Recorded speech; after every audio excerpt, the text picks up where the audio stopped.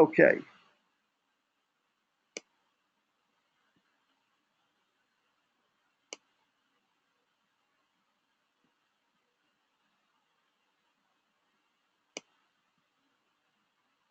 Okay, I'm going to ask you to determine whether there was a difference in the average age of female Oscar recipients versus male Oscar recipients. Okay, so you guys give me a null hypothesis and an alternative hypothesis, and then compare the average age for female versus male Oscar winners. And let's see if we can't prove that that the motion picture industry uh, uh, uh, winds up preferring younger females compared to older males. Okay, let's see if there's a difference in the average age. If there is statistically proved that there is a difference, that it's not random, that there is a difference between the average age for male Oscar recipients versus female Oscar recipients. Okay, so we have a categorical variable with two values, and we have a numerical variable, age. You guys put together your null hypothesis, your alternative hypothesis, and let's come back at 7:30 and we'll compare our results. Okay, so I'm going to pause, and you guys give that a try.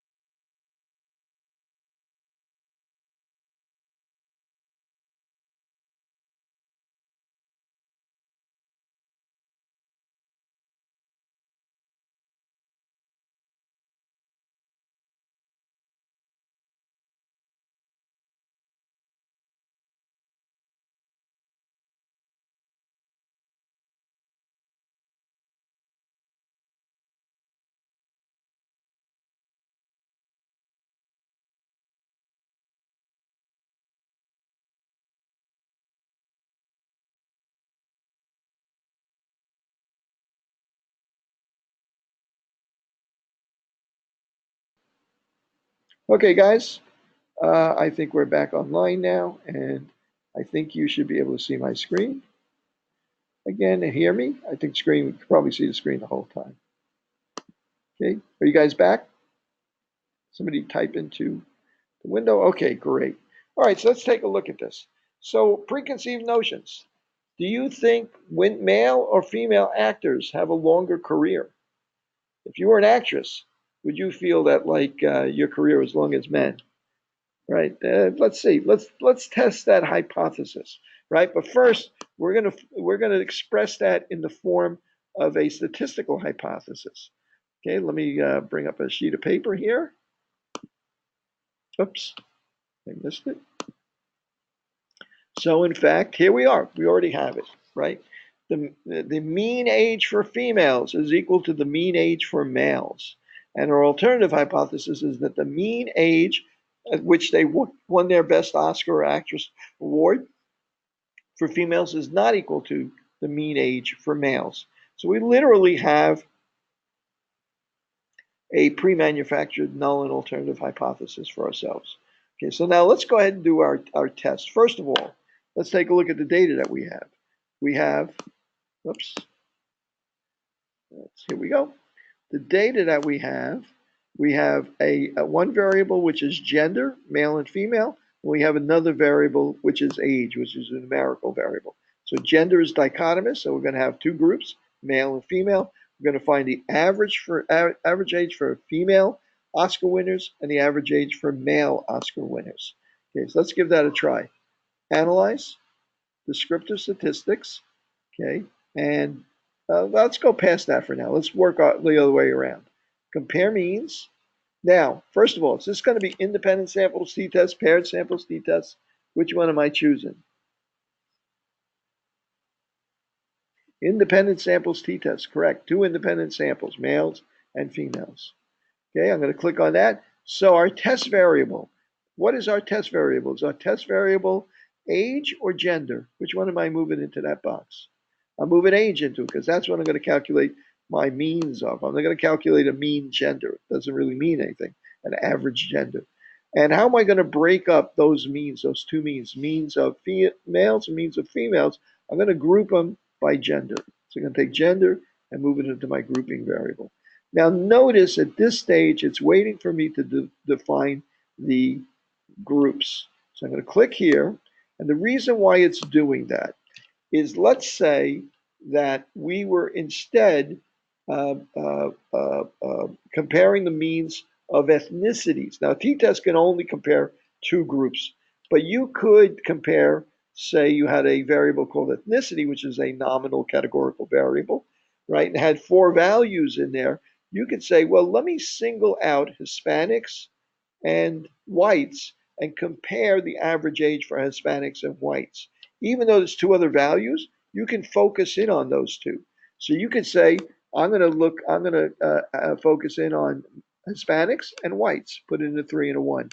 Or I could focus in on blacks and whites, and so on and so forth. So you could choose which of those two values. So even though you have a categorical variable which is not dichotomous, has more than two values, you can choose using SPSS which of those values you're going to look for. Well, in this case, we have a dichotomous variable.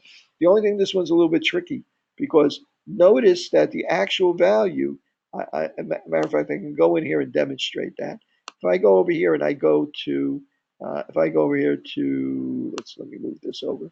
If I click on this window and I go to view and I click on value labels and I click on and turn off value labels, notice male and female is not replaced by the number 1 and 2.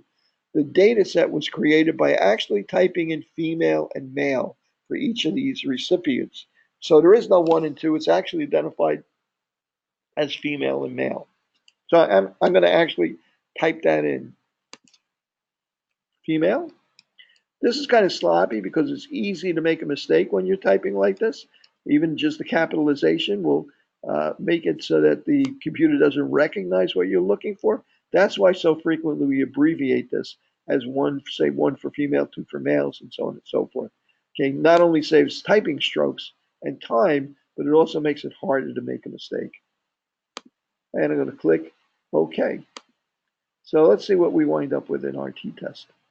Okay, so first of all, the average age for females, Oscar winners, is 36 years old. The average age for male Oscar winners is 44 years old. 36 versus 44. That's quite a difference. Now, it appears that there's a significant difference there, right? But really, at this stage, we don't know for sure whether that difference is due to chance or if that difference is real. Okay, so how are we gonna determine that? Let's go down to our t-test. Okay, well, before I go there, standard deviation for female is 12. For males is about 9. Well, there's quite a bit of a difference there. However, one is not double the other. So if I were doing this manually, my t-test would look like this.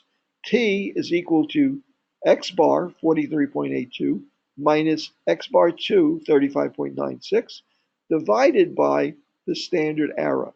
And the standard error, because these are not double, I assume that they're equal, right? The standard error would be calculated from a pooled standard deviation, and then the pooled standard deviation times the square root of 1 over n1 plus 1 over n2, right? So that's the way I calculate standard error, divided it to the difference between the two, get a t-value. Okay, so, and that's because they weren't that different. So let's see what happens when we do it with the t-test. Let's look across this row. First thing I want to know, should I use the top row or the bottom row? I'm going to start off with equal variances assumed. Can I reject that and use the bottom row? I'm going to go across here. And wait a second, the significance, the probability I would be wrong in rejecting equal variances assumed is about 14%.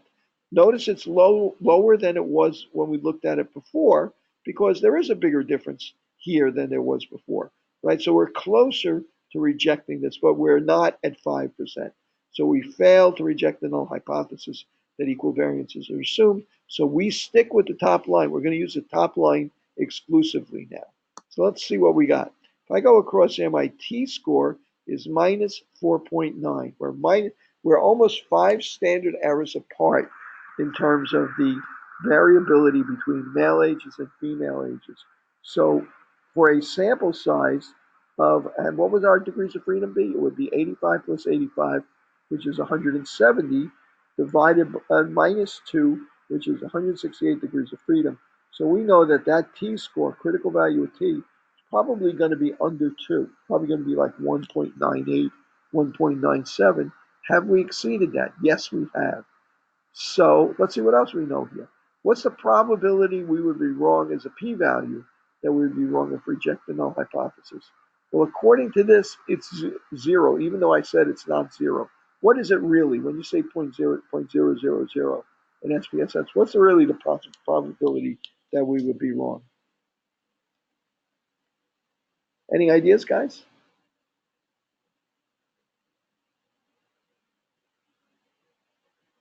What's the real probability? Okay, it would be less than 0.1%. In other words, 0.000 is really less than 0.001, right? SPSS prints it as 0.000. I'm not sure why, because it's probably capable of doing it the other way. But it's just a program thing. So when you say 0 here, it's really less than 0.001. It's not ever 0 completely. But that's certainly way below 5%. So what's our conclusion here, guys? We reject the null hypothesis. Going back to our null and alternative hypothesis, we reject the null hypothesis that the average age for male Oscar winners is equal to the average age for female Oscar winners, and we accept the alternative hypothesis. Okay, so this was an interesting example of applying the t-test to comparing the age of two independent groups. Okay, now to be honest with you, we kind of cheated a little bit. We really didn't even really need to do this, did we? Because these are not really samples. These are all the Oscar winners, right? So maybe you could argue that what we tested was the average age of female actors to male actors in Hollywood in major films, right? Because really, we looked at it from the perspective of Oscar winners. We really have the entire population of them, not just a sample. But maybe we could call that a random sample from the entire population. Okay, since they choose one of each. Okay, so at any rate, let's move on to a different database, one that's a little bit more public health related. Let's look at that North Carolina child database, birth database. So I'm going to open that up.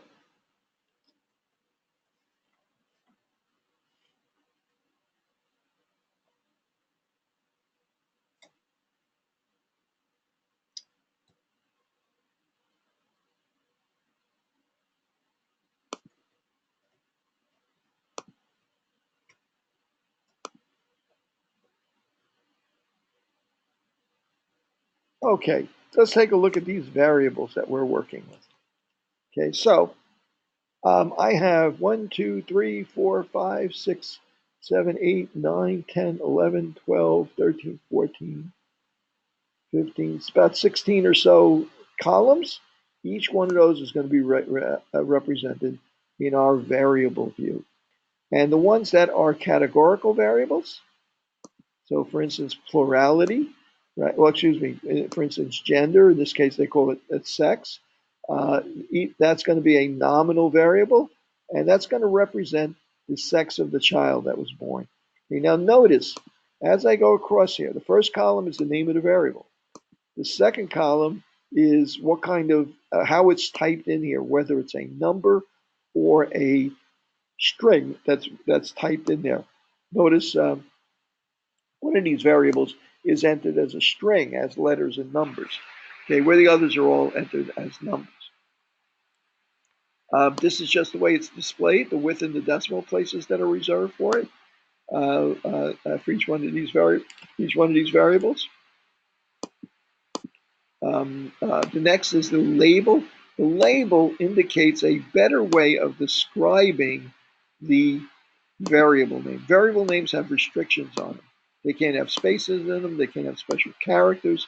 So it's a lot harder to give a variable name a good description. So for instance, MAge is the mother's age. Of course, if you're creating a table and the table has MAge at the top of it, you'll know what that means, but nobody else may know what it means.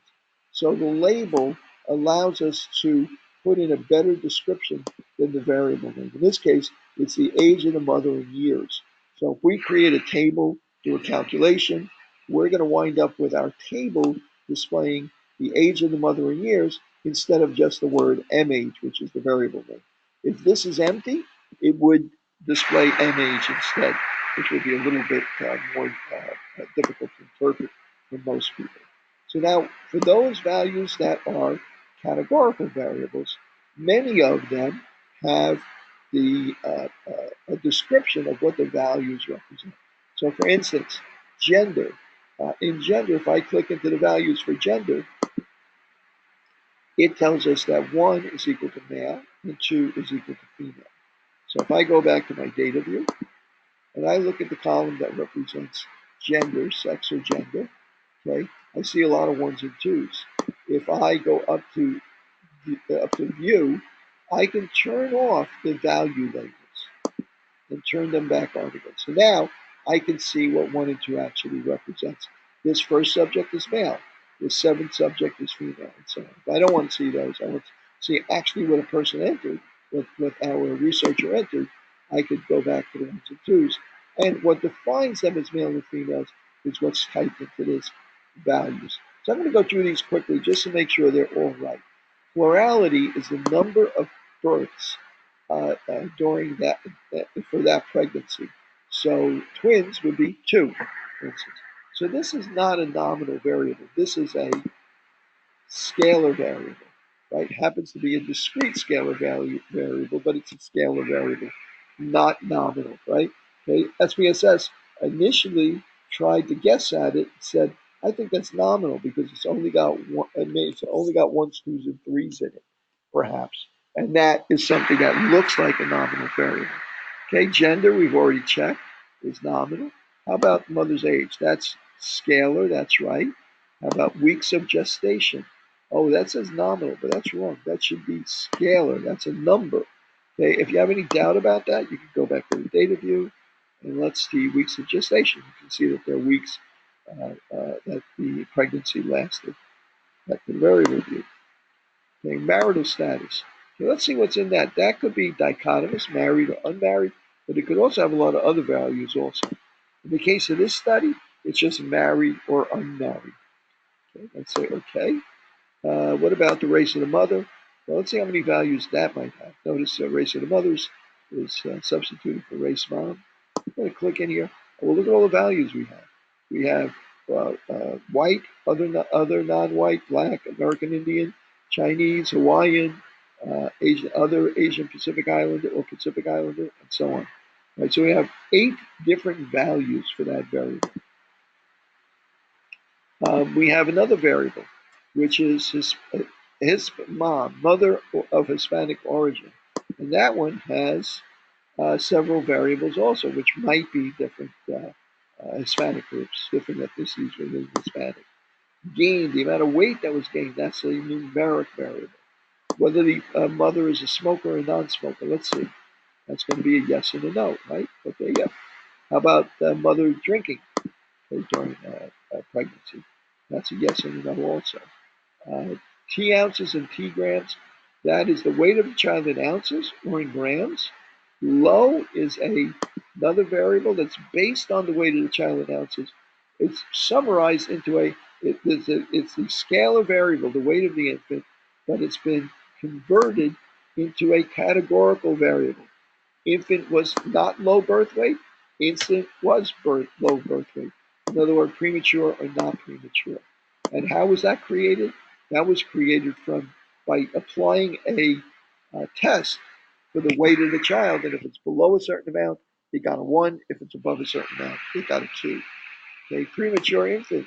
This is whether or not the infant was premature, and that would be based on the number of weeks of gestation. 0 might have been assigned to those that were under, 25 weeks, and 1 to ones that were over 26 weeks or over or more, whatever they might have defined it as. And then finally, the last one is ethnicity, but this is ethnicity that's been reduced to smaller groups: non-Hispanic white, non-Hispanic black, Hispanic, and other.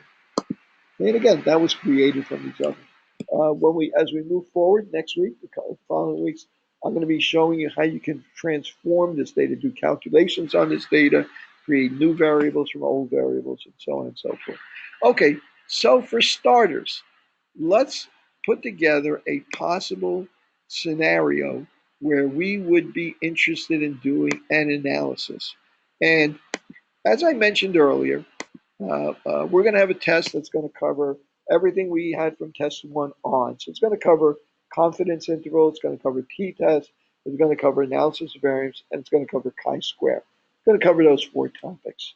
Then after that, you'll have your choice of a third test, which will cover correlation and regression, or kind of a subject-specific test, or you will have the opportunity, which I hope you take advantage of, to do your own little mini research project.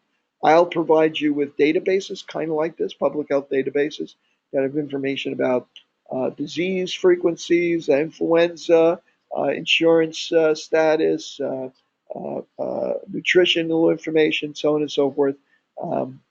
I'll provide you a database that you can extract information from, and you will decide what you want to analyze. So let's give that a try right now. Okay, you guys, I'll pick out something that you suggest. Let's apply the t-test to 2 of these variables: a categorical variable and a numerical variable.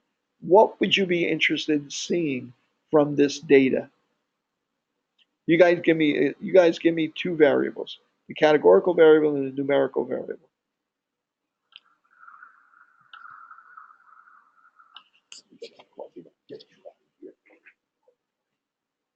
How do I get to the sessions part of this? What's that? I'm sorry. I'm trying to pull up that data set, but I can't get to the sessions. Are you're on Blackboard? Mm-hmm. Oh, you know what it does is it collapses the right to the left side. But if you sit around too long, if you hover over the left side, you see an arrow appear. and click on that arrow and that tab will come back. The tabs on the left will come back. Where is the arrow? Um, There it goes. yeah, there you go. Thank you. Tricky, right? Okay, let's see, I got marital status and the weight of the child in grams. I like that one. Okay, weight gained. Okay, I like that, except Ange, we need a categorical variable too. I'm going to take Jennifer's suggestions for starters. She said, is there some association, some difference based on the marital status, what the weight of the child is when it's born? In other words, is it possible that unmarried women have a different average weight at birth of their child than married women do? And there might be a lot of reasons for that, right? Economic status, access to health care, insurance, and so on and so forth. Give me a lot. So that's an interesting thing for us to examine. So that's exactly what I mean. I want you to think about, well, what is this data here? And what is there from this that I might be interested in understanding better as a public health professional? So let's give that a try. Let's take those two variables and gestation versus race. Okay, weeks of gestation versus race, whether or not one ethnic group is more likely to have a premature birth or not have a premature birth, and so on. A numerical variable, categorical variable. Let's work with marital status and weight of the child in grams.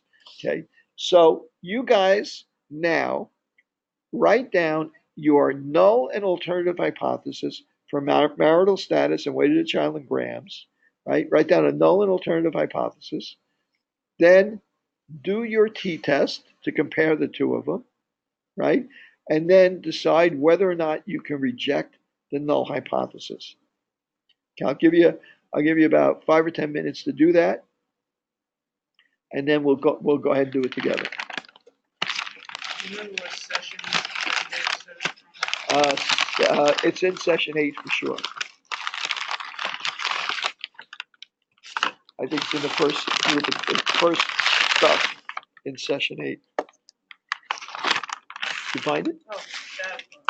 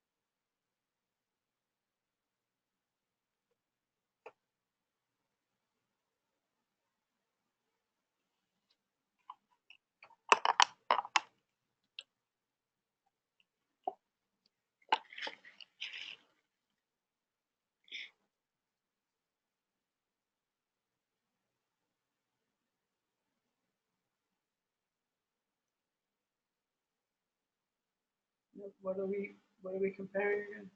We're comparing Weight of the child in marital grams status, versus yeah, weight of the child in grams, and marital status.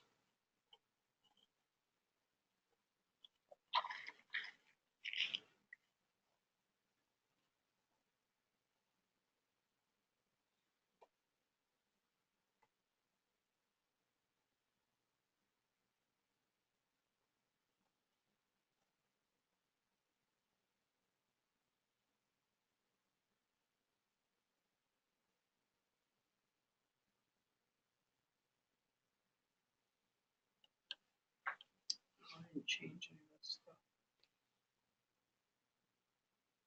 That's okay. I think you can get away with it. I think marital status is correct, and age, age may not be. Yeah, it did. Yeah, occasionally it'll actually check you on that. In other words, it won't let you do the wrong analysis. Most of the time, it won't save you. How do you go back? You want to go variable view down at, but variable and categorical down at the bottom. First of all, number one, you got to be in the data Yeah, window. that's what I was asking, how to get to that window, but Oh, I just exited yeah, the other you could actually just go up to window at the top on the at the top there. See window, right? You got graphs, utilities, extension windows, and if you click on that, you'll see data window and output window. Okay. Right? So you can just flip between rather than trying to. So what did I have to do? You have to make sure that marital status is a categorical variable, and you have to make sure that age is a numerical variable. Yeah, that goes for you guys that are online also. Make sure that your version of this file identifies marital status as a categorical variable, marital status as a categorical variable, 1 equals married, 2 equals not married, and that age is recognized, mother's age is recognized as, I'm sorry, the weight of the infant in grams, you got me confused there. The weight of the infant in grams is a scalar variable. We're doing the weight of the infant in grams, and yeah. So what did I do? I think it did age. Or maybe you just picked up the wrong variable. No, weight of the infant in grams. Oh, versus marital status. Right.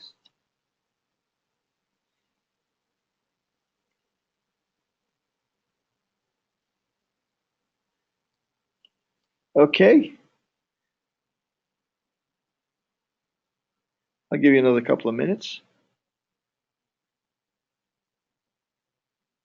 If you guys are getting done before I expect you to be done, just type into the chat box that you're done, so I have an idea what your progress is like, because I'm completely in the dark here.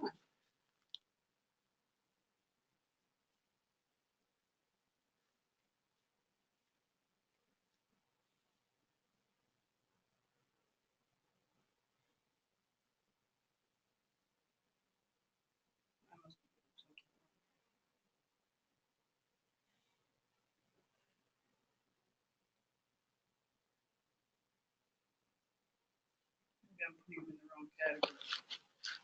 Marital status should be in the dependent list, right? Marital status. Oh no, hang on a second. That's the dependents list. The box on the top is the one that you're putting the numbers into, the scalar variable into, because that's what it's going to calculate the average of. And the groups that you want to break it up into go into the grouping variable. In other words, that then would be marital status. I mean, worst comes to worst, you could just try both ways. What did you want to show us with that information? Yeah, want to know, is there a difference between, well, it wasn't me, that was Jennifer's idea. Jennifer thinks she's done. It's Jennifer's idea. She wants to know whether marital status affects the average birth weight of infants. Do we need to do a t-test? Yeah, because you're comparing two averages, right? First thing, what's your null and alternative hypothesis? Number two, what kind of test are you going to do? Well, it's two groups. You're going to do a t-test, right? Compare two averages. And number three, what's your conclusion? Right? So what's your null and alternative hypothesis? Pretty much all the time. Yeah. Okay, guys, we're gonna work together. And Jennifer, what's your null and alternative hypothesis?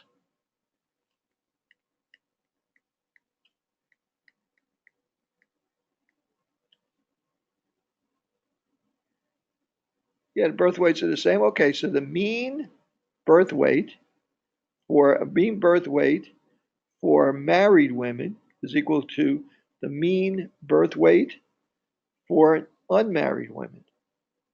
Okay, what's our alternative hypothesis? That they're different. Birth weight for married women does not equal the mean birth weight for unmarried women. Okay, so that's our null and alternative hypothesis. Now, there are two groups here. There's married women and there's unmarried women.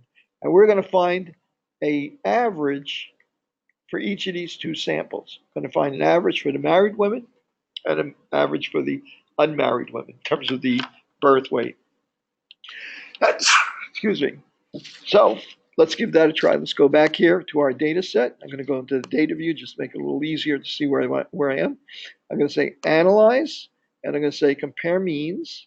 They're independent samples. We have we have married women and unmarried women, two independent samples. Okay, so my test variable is always the numerical variable. That's going to be the one that we're going to find the mean of. So I would not put marital status in there because marital status is a 1 or a 2. It isn't a number that you would find that you want to find the mean of. Okay, so I'm going to take the weight of the infant in grams.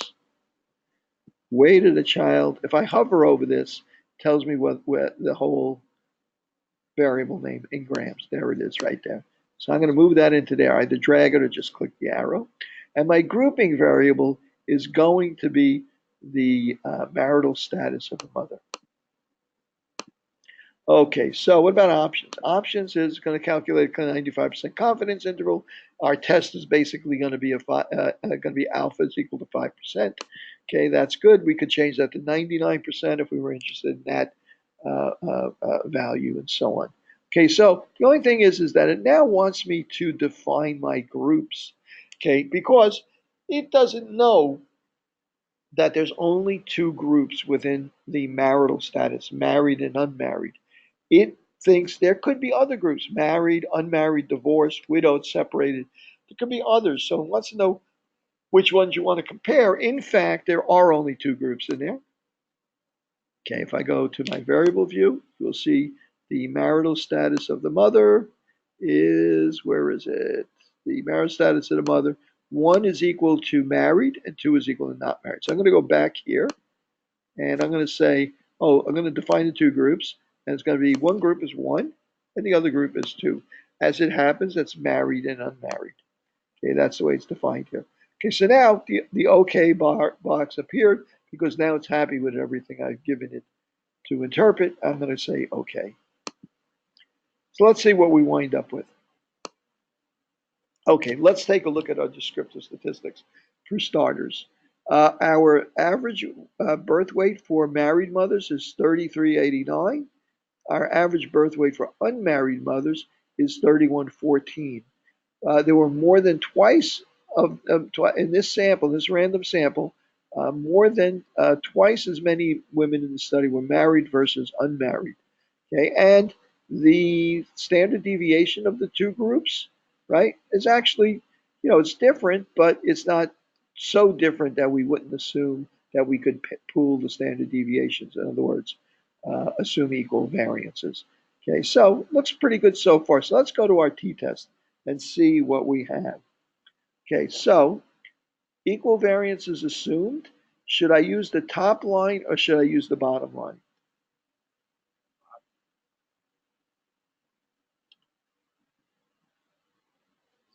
Top.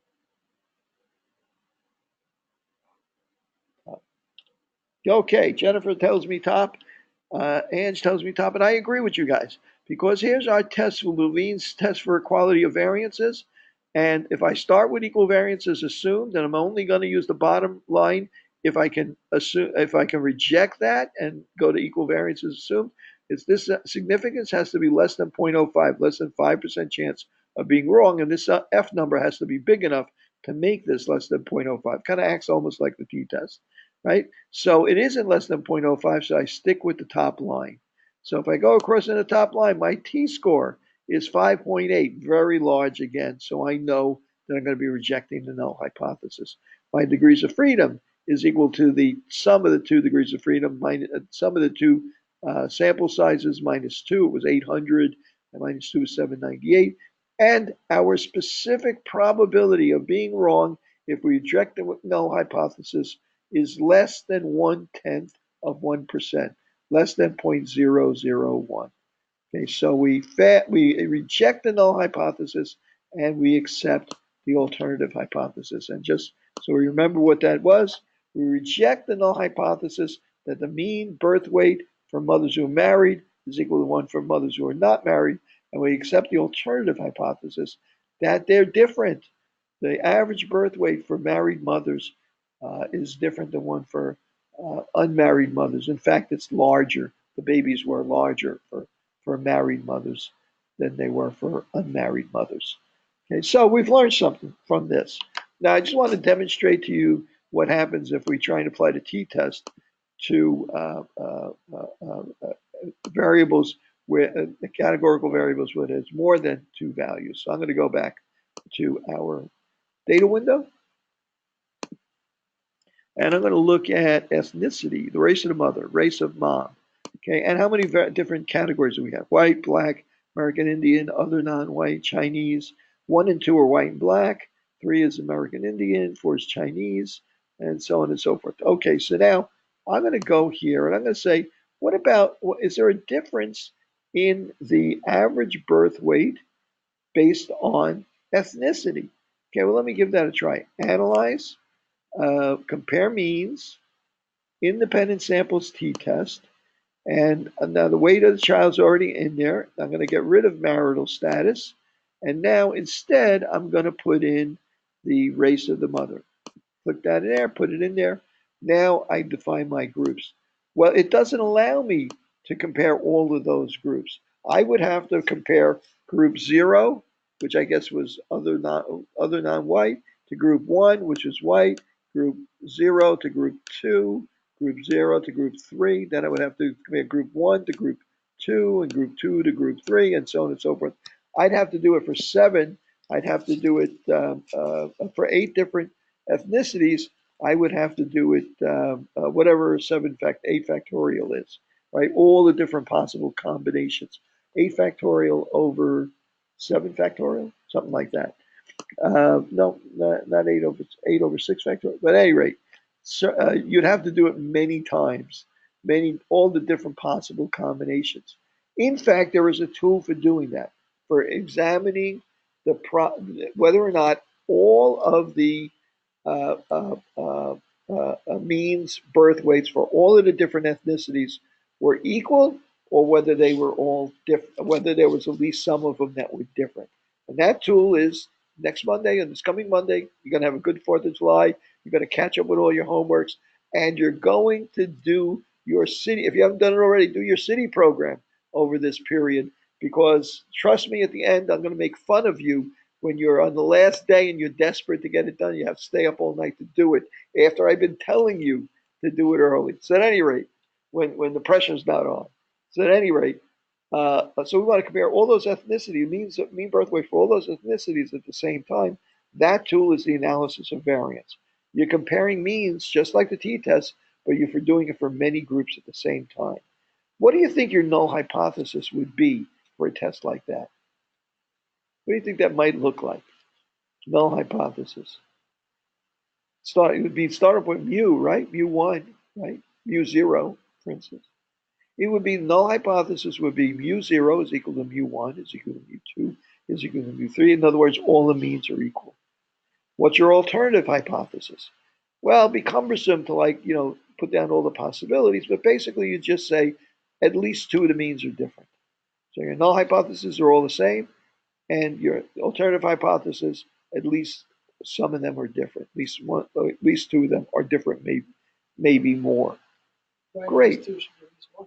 What's that? Should be at least one of them is different.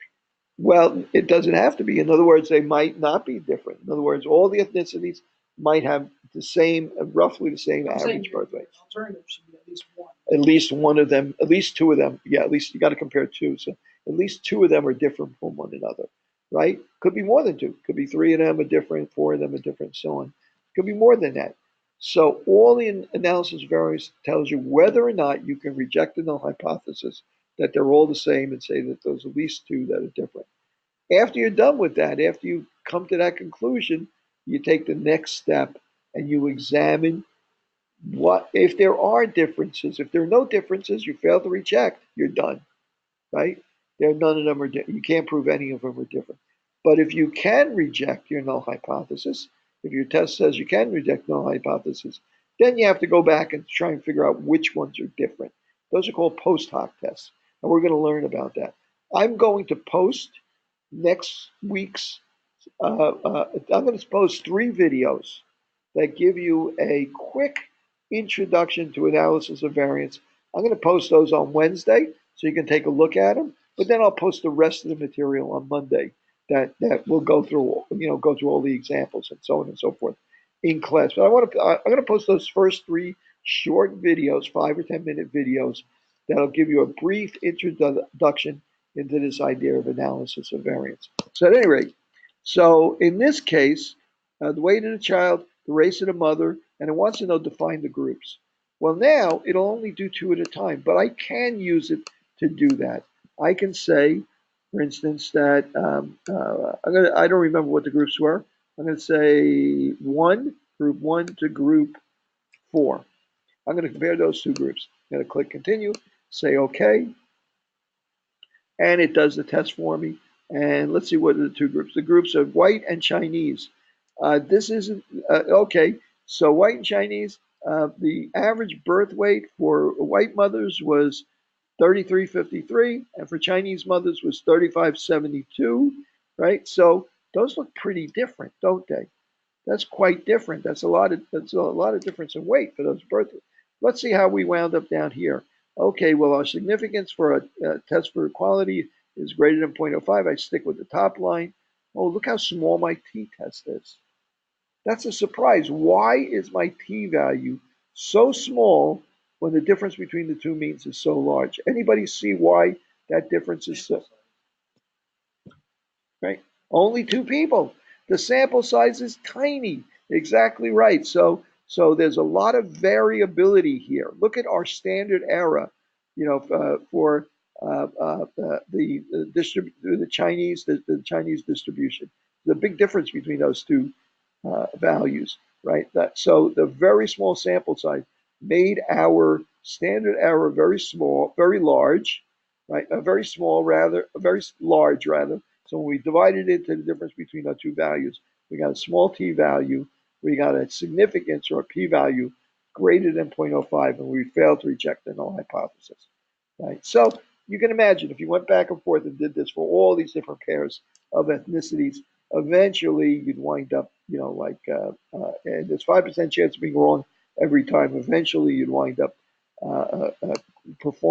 with a alpha error where you would improperly reject the null hypothesis just by chance. Okay, so I think we've beaten this to death.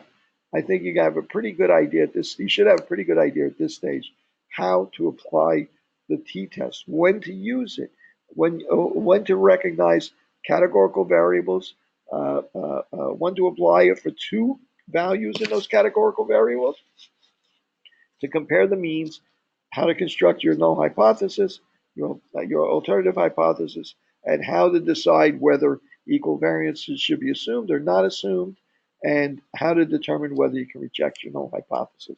So if we've accomplished that tonight, we've really kind of cemented that in, we've accomplished quite a bit. And moving forward, these principles are going to pay off as we look at analysis of variance, chi-square, odds ratio, and so on and so forth, correlation, and so on and so forth. Okay, guys, so let me just open up Blackboard, take a look at the syllabus with you guys.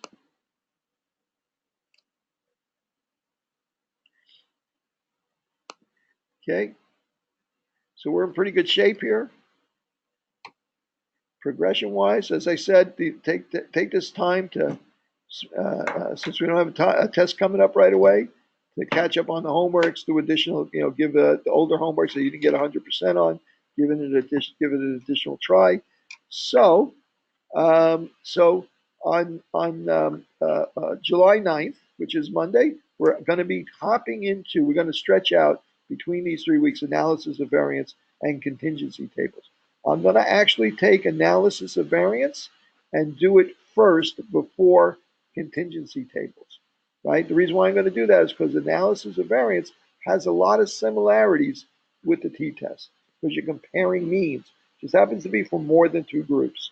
Okay, and then the contingency tables are a bit different because then we're dealing with categorical variables and categorical variables, no numerical variables involved. We're looking for an association between 2 categorical variables. Is there an association between excessive sugar consumption and whether you're diabetic or not. Is your sugar consumption excessive? Yes or no. Versus, are you diabetic? Yes or no. If you're diabetic, do you drink diet sodas? Diabetic, yes or no. Drink diet sodas, yes or no. And so on and so forth. Drink sugary drinks, yes or no. Exam 2 doesn't come until July 16th, right? Which is 14 days from now. It's going to be posted 14 days from now. And exam 2 will cover everything from exam 1, which was, let's go back to exam 1, which was confidence intervals, the t-test, the t-distribution, hypothesis testing, single sample t-test, independent samples t-test, paired samples t-test. If we get to paired samples, I'll give you something that will be obvious, a paired sample. Analysis of variance and crosstabs. Crosstabs meaning chi-square and odds ratio. Those analysis of variance very similar to what we just did for means, except with working with categories that have more than two values. And the chi-square is going to be a really kind of intuitive way of handling the numbers in those boxes. Kind of similar to the way we were working with the diagnostic test, except in a lot of ways simpler than the diagnostic test. Okay, so I wouldn't be too worried about that. I think you'll catch on to that pretty quickly. But now, look at what we'll have at this point. We'll have a way for us to work with categorical and numerical variables, multiple categories and numerical variables, and with categorical and categorical variables. The only thing really missing is, what if we want to see if there's an association between two numerical variables? I'll give you an example. Over the past 30 years, the price of a slice of pizza and the price of a subway token, or getting on the subway, is there an association between those two? Right? So those are numerical variables. In 1930, it was a certain amount, pizza was a certain amount, and so on and so forth. So for each of those years moving forward, each of those had a value, a number. So you want to know if as one goes up, does the other go up as well? Okay, is there an association, a correlation between those two numbers? Is there an association between, say, blood sugar and BMI? Two numbers that might have an association. Is there an association between BMI and, blood pressure, right? Is there, like, you could examine numerical and numerical variables. That's correlation and regression. That we're going to do after the second exam when we get towards the end of the semester. Okay, so as you can see here, right? So we'll take a look at this. I'm pushing analysis of variance up in front of exam 2 because I want you to, it's really, once you see it, it's very intuitive and it makes more sense to combine that with our t-test than to really hang it out there all by itself. And that means that we can concentrate on correlation and regression for the last 2 weeks. And the reason why I like doing that is because correlation and particularly regression is particularly is seeing a particularly high level of interest among public health professionals and in studies. So it's a topic that I think going forward will be important to you. That's a little complicated, and in fact, you'll have a homework on it. That'll be your last homework. You'll have a homework on it, but you won't have it won't be part of an exam or anything like that. So even though it's challenging, I think you'll be in a pretty good situation for it. And then at the end, you could either choose to do an exam that'll include correlation or regression, or you can do a project. And the project, probably not much different than what we just did now. I just gave you a database, asked you to choose your own variables, and perhaps fill it out a little bit. Like, for instance, in the case of what we just did now, perhaps you can do a little bit of research and see if you can find a study that examined whether or not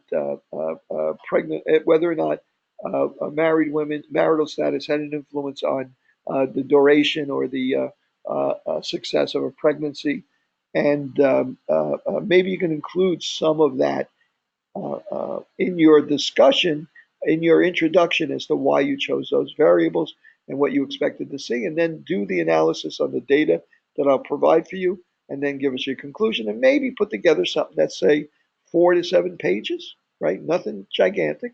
4 to 7 pages that includes descriptive statistics, what percentage of your group is married versus unmarried, your averages, your standard deviation, your tables that you calculate in SPSS, and then your conclusions. Okay, so in other words, rather than take a third exam, you can demonstrate to me that you can take a database, pick out a couple of variables that are of interest to you, and apply it as if you were actually a researcher and you using that data to publish a paper in a journal or to apply for a grant or something like that. Okay, so I think that's particularly valuable, a lot more valuable than just another test. Okay, my city that expired. Let me see this. Okay, you got some questions. My city program expires 2019, which means that it's 2 years old. Technically, I was told that if it's more than a year old, that you should take the refresher. However, I probably would let you slide on that. The reason why they want you to not have a more than a year old is because they're figuring you're going to be here for a couple of years, right? To get through the program, and you may be asked to do some research or work with some data that's human data that is sensitive, right? So the IRB, the Hunter IRB, which proves these studies, is going to want to be able to say, well, any student that works on this will have a valid current city program certificate. And if you only got a year left on it and you're here for more than a year, you might be working on some studies that would require you to have it, but then you don't have it, and they ain't going to check because they're going to figure I checked. So, okay, that's 3 months prior to what's that? Yeah, I'll give you instructions on exactly how to structure it. Can be renewed 3 months. I think you can renew it anytime, right? In other words, can't you renew it like? In other words, if you have you left on it, you could do the renewal. I think anytime you want. Am I wrong about that?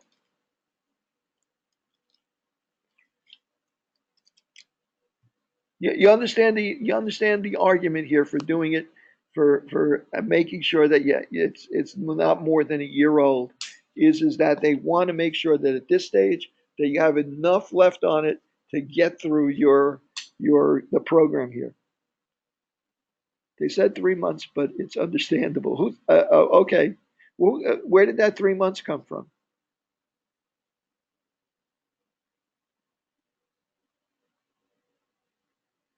Oh, you called city. Yeah, they're suggesting that you do it within 3 months of the expiration date. But the reason at Hunter that they want it so that it's not more than a year old is to make sure that the duration of your current certificate is long enough that they don't have to bother you to make sure that you have it, like 2 years from now, when you might actually be doing some research. Okay, guys, have a good night.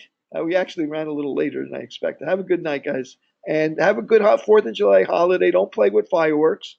I actually injured myself as a kid with fireworks. I'll give you guys a story. I'll tell you that story on Monday if I remember. Take care. Good night. Bye. Okay.